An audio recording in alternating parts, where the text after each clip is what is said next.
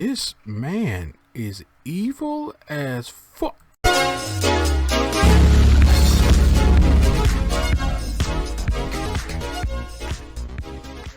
Oh, what is going on there, YouTube? It's your boy Comrade Zero Spike back again once again. And today, people, today we have Ultimate Sentai King Oja episode 30. Now, this is a lot's happened in this episode as well, and we're going to talk about it. But before we get into the video, guys, please make sure you like, share, subscribe to the channel, and hit that notification bell for all your freaking stuff that I do here randomly, like mostly the same old content. But yeah, you guys, thank you so much for being here. Hit that like button, share, subscribe, all that good jazz, and I'm gonna see you guys.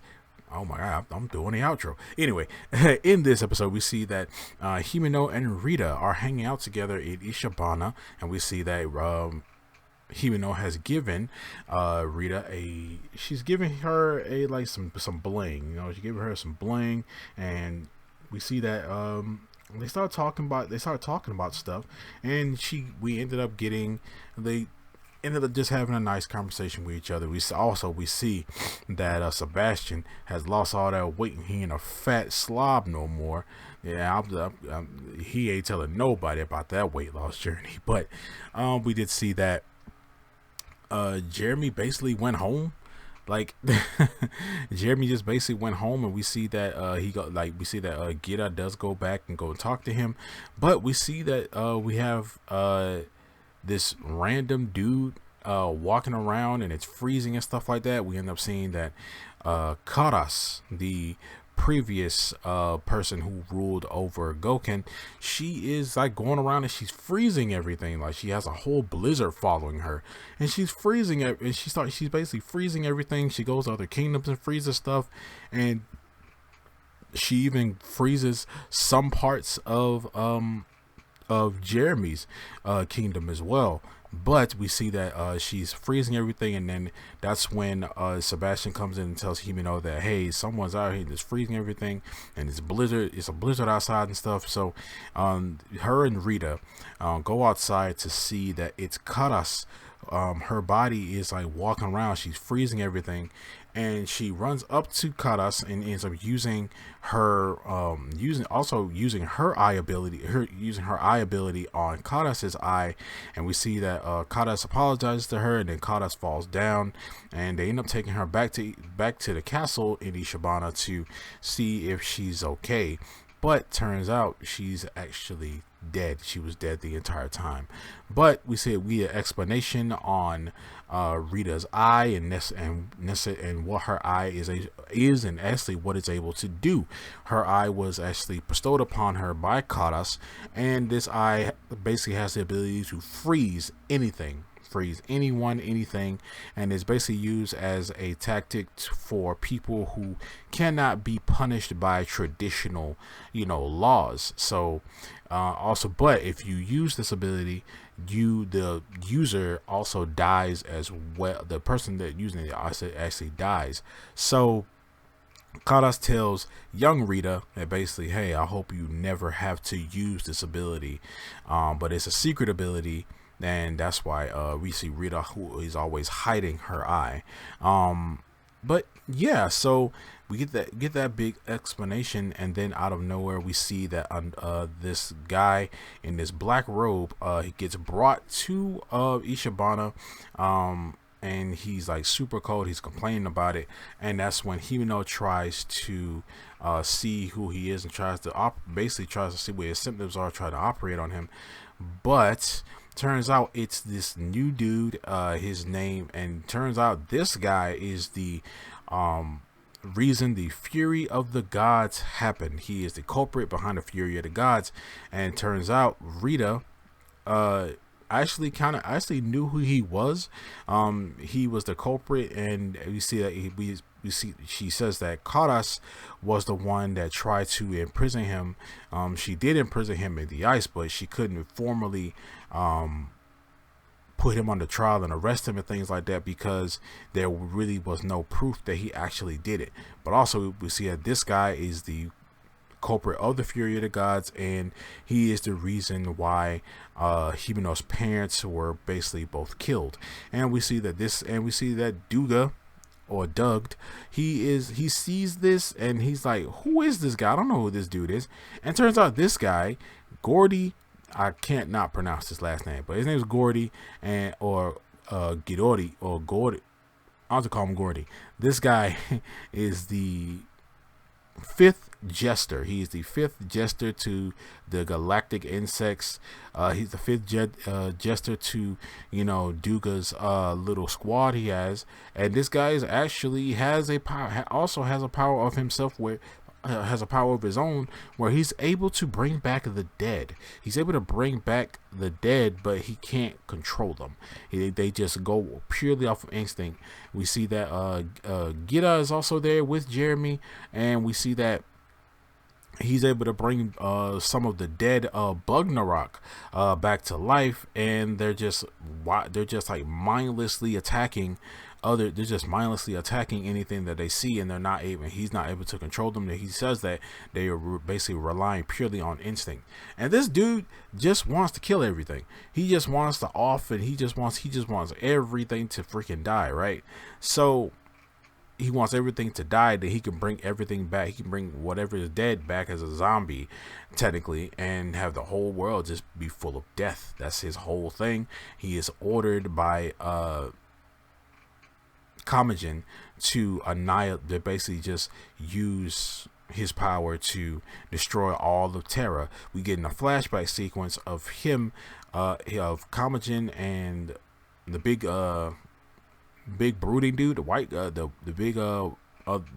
brawler of the galactic insect, of basically the jesters, and he breaks this dude out of a big rock of ice, with Karas also being there. And this is a flashback, so she wasn't dead at that point. And also we find out that the guy, the dude that was who basically took the fall for this guy's deeds, and he was like, went to prison for all those years. Yeah, we see him there, but he's trying to find her, but he dies as well, and we don't even see his face. Like, he dies as well. And when he breaks Karas out, Karas tries to use her power on Gordy again, but then that's when Kamagen uses his I-beam laser and he ends up killing her. So that's when we see that Gordy ends up using his power. We see what it looks like. He brings her back to life, technically, brings her body back, and he basically just tells her to go around and start freezing everything. And that's when we get back here to the present time, where she is going around and just freezing everything. And then when we see back in the Ishibana like main throne room, we see that one of the Bugnarok just goes freaking crazy and tries to kill everything, and he tells it goes crazy and starts shooting at everybody. It shoots a bunch of other Bugnarok, and that's when Yanma and Dabowski come in and take out those last two Bugnarok zombies. So they try to see if he's still alive, because he ends up getting shot as well by this zombie Bugnarok, and it turns out he's still alive, because this guy is immortal, and he complains about being immortal because he's like, oh well, if I can't die, then everything else has to die, 'cause apparently death doesn't like me. So he gets up and he slashes everyone with this guy also has a scythe, which kind of makes sense. He's like death and whatever. He has a scythe and he slashes everyone, and he basically tries to get them to die again, but he ends up summoning and tries to recreate the fury of the gods again, and summons a bunch of the cicada shoe gods,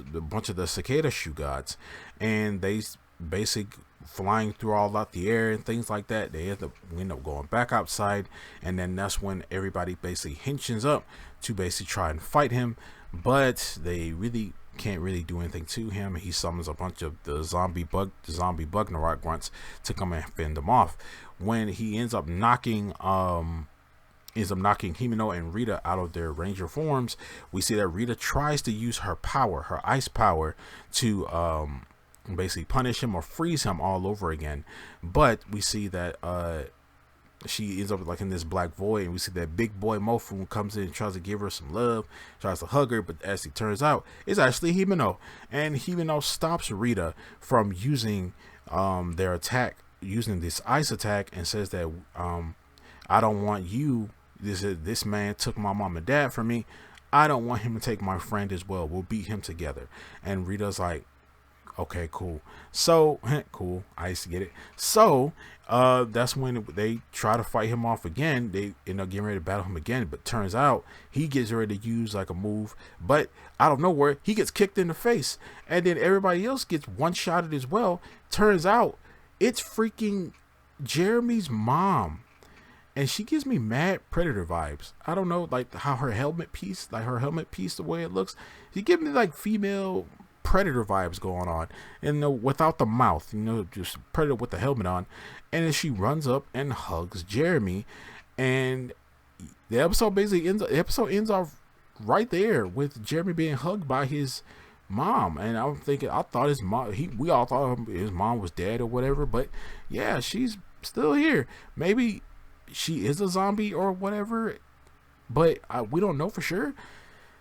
But yeah, she's speaking and stuff like that. So, but man, this was a lot. A lot happened in this episode, and a lot went down. And we all thought, we were kind of thinking that maybe the guy who did the Fury of the Gods was probably part of Raculus and Gira's family. But turns out it's not. This is a whole new guy, and it's kind of weird because we saw what that dude was wearing, but this guy, he's not wearing that at all. He's wearing the black stuff, but he's not wearing like the that royal garb that was under the guy's jacket. He's not wearing that. So I don't know what happened, or maybe something changed in production or whatever. But yeah, so it's technically a different outfit. But yeah, I like how Duga or Doug didn't like, he didn't remember freaking Gordy at all. Kamagen had to remind him of him. I guess he's been gone that long to where he forgot about him. But yeah, man, this guy seems like he's going to be a really, really big problem. And I was sitting here thinking that this guy was going to be like another faction or another bad guy who's just gonna be out there doing stuff. Like, I kind of felt like he was gonna be something like that because he looks, human. He doesn't look like the other jesters do. So I'm thinking that this guy probably just looks human. Apparently, he knew of the plan that Doug had, and Kamagen was like, "Nah, we're not doing that. I want you to just mess up everything." So yeah, it was a lot. This episode was it was cool, and it had me like, I'm going wow majority of this episode, but at the same time it was just kind of fast. It felt kind of rushed, the fact that everything was happening. But yeah, and the whole thing with Jeremy, I felt like Jeremy just went home. Like, it made it seem like him and Grim just went on this freaking journey, but homeboy just went home and forgot the milk. But yeah, they kind of spoiled some of this stuff in the ending of in the ending credits of the last episode, which kind of left this episode a little bit underwhelming for me. But it was still cool. But at the same time, it was a little bit underwhelming and kind of a lackluster kind of ending. But other than that, it was still cool. I still thoroughly enjoyed it. Especially with Gordy. Like, this guy just seems like he's gonna be a problem. But you guys let me know down in the comment section below what you guys think of this episode of Ultimate Sentai King Ohger. I'm gonna see you guys next time. Make sure to like, share, subscribe, hit that notification bell. Remember, as I always say, stay henshined.